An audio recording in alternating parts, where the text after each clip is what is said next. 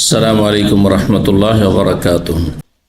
আপনি কথা না বলে ব্যক্তির সংশোধন করতে পারবেন, পরিবারের সংস্কার করতে পারবেন, সমাজের সংস্কার করতে পারবেন। এটি সবচাইতে বেশি উপকারী, ফলপ্রসূ। আপনি যদি কথা বলেন, ভালো ভালো কথা বলছেন, কিন্তু আপনার মধ্যে এমন কিছু ত্রুটি আছে যার ফলে আপনার কথার কোনো মূল্যায়ন নেই।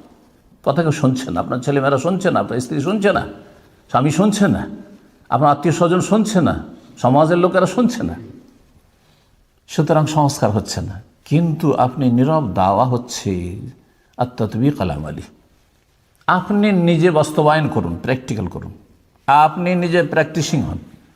আপনি যা বলবেন, যা চাইছেন আপনার স্ত্রী থেকে, আপনার স্বামী থেকে, আপনার ভাই বোন থেকে, আপনার ছেলে মেয়ে থেকে, আপনার আত্মীয় স্বজন থেকে, অথবা আপনার দেশবাসী থেকে, হ্যাঁ, আপনার মুসলিম ভাই বোনদের থেকে, তা আপনি নিজে করে দেখান। আপনি একজন আদর্শ মানুষ হন। নবী সাল্লাল্লাহু আলাইহি ওয়াসাল্লাম অনেক সময় কথা না বলে নিজে কাজ করেছেন, সাহাবায়ে কেরামের সাথে সাথে তার অনুসরণ করেছেন।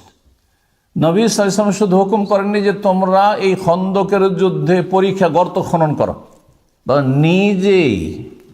নিজে পরীক্ষা খনন করছেন খন্দক, সাহাবায়ে কেরামদের সাথে নিজে পেটে পাথর বেঁধে রেখেছেন, আর নিজে সেই পাথরগুলো ভেঙে মদিনার সুরক্ষার ব্যবস্থা করছেন। তো বাস্তবে আপনার আমল করা। আজকাল আমাদের কাছের লোকের আমরা সংশোধন করতে পারি না, তাদের সংস্কার করতে পারি না। কেন? আপনি কথা তো খুব ভালো বলেন, কিন্তু আপনি আচরণ আপনার স্ত্রীর সাথে ভালো করেন না।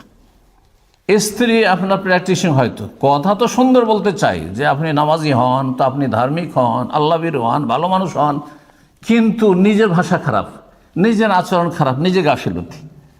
উদাহরণ দিয়ে বলি, যদি আপনি ফজরে ঘুমিয়ে থাকেন আর তারপরে দিনের বেলা যখন জাগলেন তখন ছেলে মেয়েদেরকে যদি সালাতের জন্য উৎসাহিত করেন যে মসজিদে যেতে হবে, সালাত পড়তে হবে, হ্যাঁ, ছোটো থেকেই, তাহলে তো ওরা তো জানছে যে আপনি নিজেই তো ঘুমিয়ে থাকেন, নিজেই তো সালাতে যান না আপনি, তাহলে আপনার কথার কোন মূল্য রয়েছে?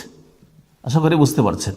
আপনার যদি ভাষা খারাপ হয় আর সুন্দর সুন্দর কথা বল, স্ত্রীকে হেজাবের কথা বলছেন, স্ত্রীকে দিনদারির কথা বলছেন, তাকওয়ার কথা বলছেন, আর এই দিকে তার সাথে আচরণ খারাপ, আপনার জুলুম অত্যাচার সীমা লঙ্ঘন করছেন, তাহলে আপনার কথা কেমন করে শুনবে?